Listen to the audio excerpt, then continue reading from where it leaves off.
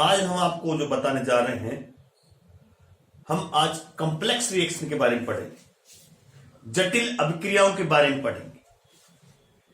Chemistry में ज्यादातर अभिक्रियाएं सरल होती है, परंतु कुछ जटिल अभिक्रियाएं भी होती है, कॉम्प्लेक्स रिएक्शन भी होती है। उनकी काइनेटिक्स को, जटिल अभिक्रिया की काइनेटिक्स को हम साधारण कोटि से नहीं समझा सकते, सामान्य काइनेटिक्स से नहीं समझा सकते।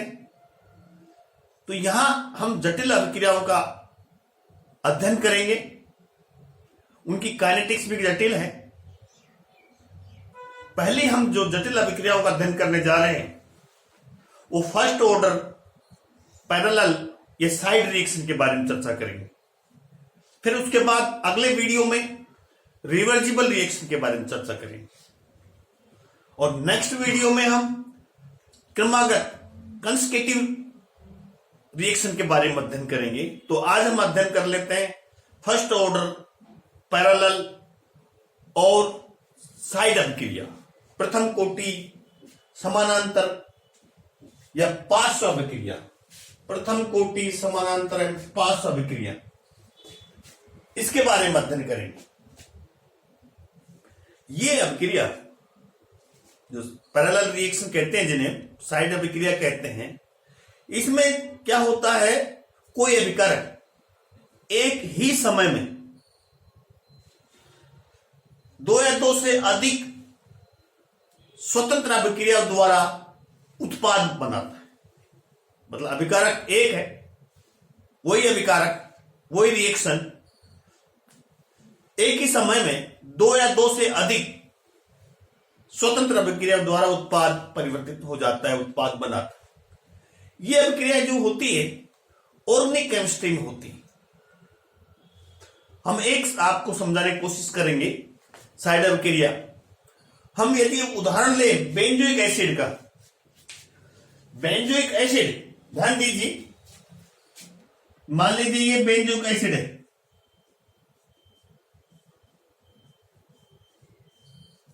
इस बेंजोइक एसिड का नाइट्रेशन करते हैं तो हमें orthonitro benzoic acid, orthonitro benzoic acid, paranitro benzoic acid और मेटानाइट्रो बेंजोइक एसिड प्रोडक्ट प्राप्त होते हैं। एक उदाहरण दिया हमने ऑर्गेनिक केमिस्ट्री में। ये बेंजोइक एसिड है।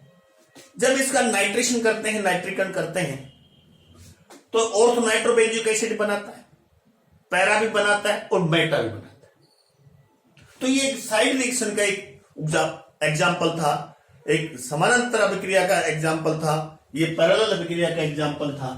तो हम कह सकते हैं कि ऐसी अभिक्रियाएं जिनमें अभिकारकों द्वारा एक ही समय में दो या दो से अधिक स्वतंत्र अभिक्रियाओं द्वारा उत्पाद बनाती है, पैरेलल या साइड अभिक्रिया कहलाती है। ठीक है, अब हम इसका काइनेटिक्स का अध्ययन करेंगे, गतिकी का अध्ययन करेंगे। मान लीजिए कोई रिएक्टेंट ए, ध्यान दीजिए, वो एक अभिक्रिया द्वारा, साइड अभिक्रिया द्वारा बी उत्पाद बनाता है जो 90% है। दूसरी साइड रिएक्शन द्वारा ये सी उत्पाद बनाता है जो 10% है। क्लियर? ये रिएक्टेंट है, इस अभिक्रिया में बी और सी दो उत्पाद बनते हैं। एक side reaction first, side reaction second, ये 90%, ये 10%। तो ये 90% वाला उत्पाद जो बना, ये अभिक्रिया मेन अभिक्रिया होगी, और जो 10% वाला उत्पाद बना, इस अभिक्रिया को इस साइड अभिक्रिया कहेंगे, पार्श्व अभिक्रिया कहेंगे, पैरेलल अभिक्रिया कहेंगे। मान लीजिए ए रिएक्टेंट से वो फर्स्ट रिएक्शन द्वारा बी में बदलता है और उसी की साइड अभिक्रिया द्वारा सी में बदलता है। माना विकारक ए की प्रारंभिक सांद्रता ए मोल प्रति लीटर, छोटा ए। टी समय पश्चात इसके एक्स मोल विघटित होकर उत्पाद बी जिसकी मात्रा x1 है, उत्पाद सी जिसकी मात्रा x2 है, बनाते हैं। क्लियर? x1 प्रोडक्ट बना बी और x2 प्रोडक्ट बना सी। अब हम क्या करेंगे, बी के बनने की दर, रेट ऑफ फॉर्मेशन बी ज्ञात करेंगे। इसी प्रकार रेट ऑफ फॉर्मेशन सी ज्ञात करें। फिर अभिक्रिया का कुल वेग ज्ञात करें, टोटल रेट ऑफ रिएक्शन। पहले हम बी के बनने की दर ज्ञात कर लेते हैं। Rate of formation B dx1 upon dt, K1 क्या है, अभिक्रिया फर्स्ट का रेट कांस्टेंट, वेग स्थिरांक है a माइनस एक्स। ओके भाई, प्रारंभिक सांद्रता क्या थी, a थी, अभिकारक a की, कितना विघटित हुआ, x विघटित हुआ, तो कितना बचा, a माइनस एक्स। तो b के बनने की दर, इसी प्रकार से c के बनने की दर dx2 अपॉन dt, K2, ये K2 है, rate constant of reaction second, reaction second का वेग स्थिरांक है a माइनस एक्स। तो B के बनने की दर और C के बनने की दर दोनों को जोड़ देंगे तो अभिक्रिया की कुल रेट आ जाएगा, कुल दर आ जाएगी। अभिक्रिया का कुल वेग दोनों वेगों के बराबर होगा। अब इस अभिक्रिया का कुल वेग कैसे ज्ञात करेंगे, फर्स्ट अभिक्रिया सेकंड अभिक्रिया के वेग को जोड़ देंगे, इस अभिक्रिया का कुल वेग आ जाएगा। तो dx upon dt, dx1 upon dt plus dx2 upon dt, दोनों को जोड़ दिया तो दोनों का मान रख दिया हमने। dx अपॉन dt का मान K1 a minus x, dx2 upon dt का मान K2 a minus x. Okay, अब हमने a माइनस एक्स कॉमन ले लिया तो इस साइड में क्या बचेगा, K1 plus K2।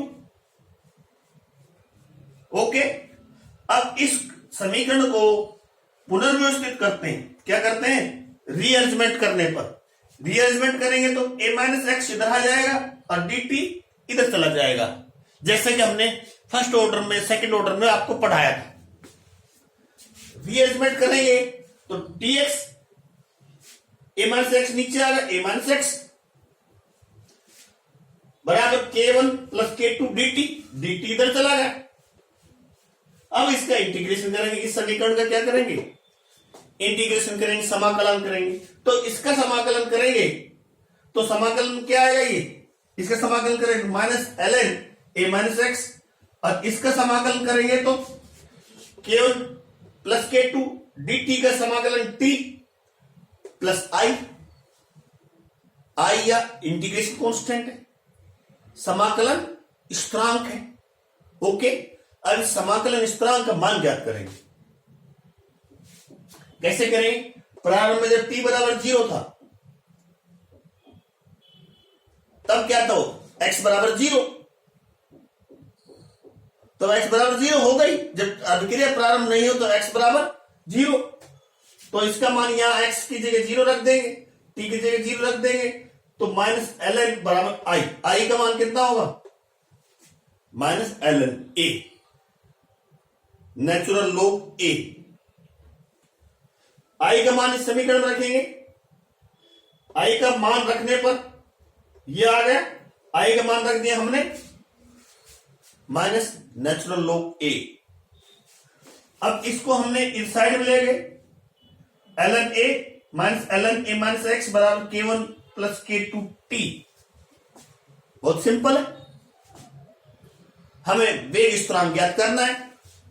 K1 plus K2 बराबर क्या हो गया, 1 upon T ln a upon a minus x, ज्ञात हो गए वेग स्थिरांक का मान। ये प्रथम कोटि अभिक्रिया का सामान्य समीकरण है। फर्स्ट ऑर्डर रिएक्शन ऐसा ही होती। फर्स्ट ऑर्डर रिएक्शन का वेग स्थिरांक क्या होता है, K1 बराबर 1/T ln A upon A minus x. Same यही है, यहाँ K1 प्लस K2 है, और फर्स्ट को ऑर्डर में क्या था, यहाँ K था। इसकी सहायता से हम K1 प्लस K2 का मान ज्ञात कर सकते हैं। इस समीकरण की सहायता से हम K1 प्लस K2 का मान दोनों का एक साथ ज्ञात कर सकते हैं। K1 और K2 का मान दोनों को पृथक पृथक मान ज्ञात कर सकते हैं। तो ये इस फर्स्ट ऑर्डर पैरेलल अभिक्रिया के वेग स्थिरांक का समीकरण है, इंटीग्रेटेड समाकलित वेग समीकरण है। प्रथम कोटि की भांति है ये भी, इसलिए इसको फर्स्ट ऑर्डर पैरेलल या साइड रिएक्शन कहा गया है। क्लियर कर लीजिए। यदि हम सांद्रता और T के मध्य ग्राफ खींचे, T मतलब टेम्परेचर न सॉरी टाइम और सांद्रता के मध्य, सांद्रता और समय के मध्य ग्राफ खींचे तो प्रथम कोटि समांतर अभिक्रिया का ग्राफ ऐसे प्राप्त होगा। ऐसे ए क्या है, यहां अभिकारक है और बी एंड सी उत्पाद है। तो ए की सांद्रता घटती जा रही है समय के साथ साथ, बी की और सी की सांद्रता बढ़ती जा रही है। तो ये प्रथम कोटि समानांतर अभिक्रिया का ग्राफिकल रिप्रेजेंटेशन, ग्राफ द्वारा हम इसको आपको समझा चुके हैं किस तरह से ये इसका ग्राफ बनेगा। तो ये था जटिल अभिक्रिया, और जटिल अभिक्रिया में भी प्रथम कोटि समानांतर side reaction, first order parallel और साइड रिएक्शन का हमने यहां निकाला, वेग स्थिरांक निकाला, वेग समीकरण निकाला, जो हूबहू लगभग प्रथम कोटि अभिक्रिया की भांति ही निकलता है। Thank you very much.